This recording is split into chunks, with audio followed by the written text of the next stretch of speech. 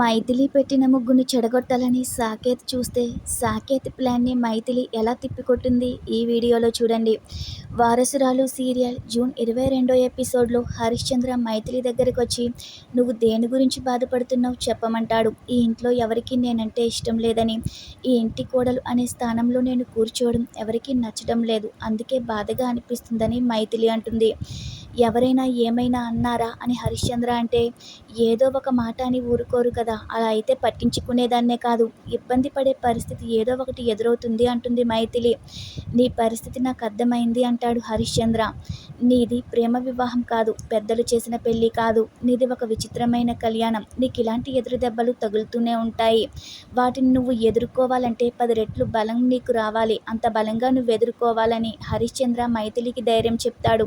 నువ్వు ముళ్ళబాటలో నడుస్తున్నావు కాబట్టి, ఆ దారిలో ప్రయాణం కష్టమే కాబట్టి, నువ్వు అనుకున్నది చేరగలగాలి అంటే నువ్వు ధైర్యం తెచ్చుకోవాలని చెప్పి ఇంక అక్కడి నుంచి హరిశ్చంద్ర వెళ్ళిపోతాడు. నువ్వు మంచిదానివి, నీకంతా మంచి జరుగుతుందని చెప్పి లోపలికి వెళ్ళిపోతాడు. ఇక మైథిలి పొద్దున్నే సాకేత్ నిద్రలో ఉంటే సాకేత్ కాలికి దండం పెట్టుకుని తాళి కళ్ళకద్దుకుని లోపలికి వెళ్ళిపోతుంది. అది చూసిన సాకేత్, తన దగ్గర చాలా ప్లాన్లున్నాయి, చాలా జాగ్రత్తగా ఉండాలి, ఒకసారి పెళ్ళైతే ఆడవాళ్ళలో ఈ మార్పులు ఎలా వచ్చేస్తాయి అని అనుకుంటూ ఉంటాడు. నువ్వు నా పెళ్ళం కాదని చెప్పినా ఇలాంటి పనులు చేస్తుంది అని అనుకుంటూ ఉంటాడు.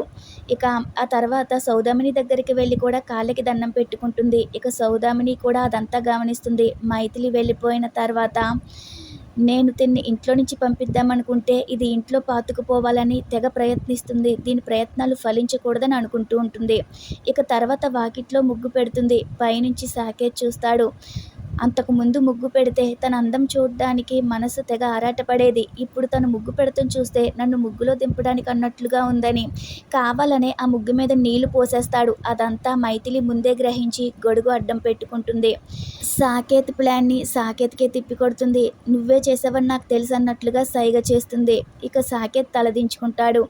ఇక ఆ తర్వాత మైథిలికి నాగేంద్ర ఫోన్ చేసి, ఇంట్లో పరిస్థితులు బాలేదని, మీ అమ్మ ఇప్పట్లో కుదుటపడిలా లేదని, ఒకసారి నువ్వే ఇంట్లో పరిస్థితులు వచ్చి చక్కబెట్టమని అడుగుతాడు. మైథిలి కూడా సరే అంటుంది.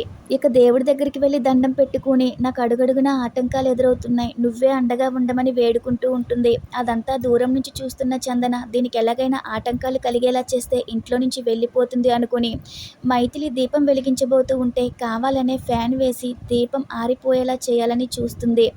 ఇక దాంతో తనే ఇంట్లో నుంచి వెళ్ళిపోతుంది అనుకుంటుంది. ఆ ఫ్యాన్ గాలికి కైలాసన టీ తాగుతూ ఉంటే ఆ టీ తన బట్టల మీద పడిపోయి కింద పడి కప్పు పగిలిపోతుంది. అదంతా మైథిలి క్లీన్ చేస్తుంది. ఇక చందన దగ్గరకు వచ్చి, ఇది నీ పనే అని నాకు అర్థమైంది, చిన్నపిల్లల ఇటువంటి ప్లాన్స్ వేయకు అంటుంది. ప్లాన్స్ ఏంటి అని చందన రివర్స్ అయ్యేసరికి, అయితే మావయ్యని పిలిచి చెప్పనా అంటుంది. ఇక చందన భయపడుతుంది. నీలో ఈ భయమే చూడాలనుకున్నాను, చూసేశానని మైథిలి అంటుంది. ఈ రోజుతో ఈ ఎపిసోడ్ పూర్తవుతుంది. రేపటి ఎపిసోడ్లో మళ్ళీ కలుద్దాం. Thanks for watching our video.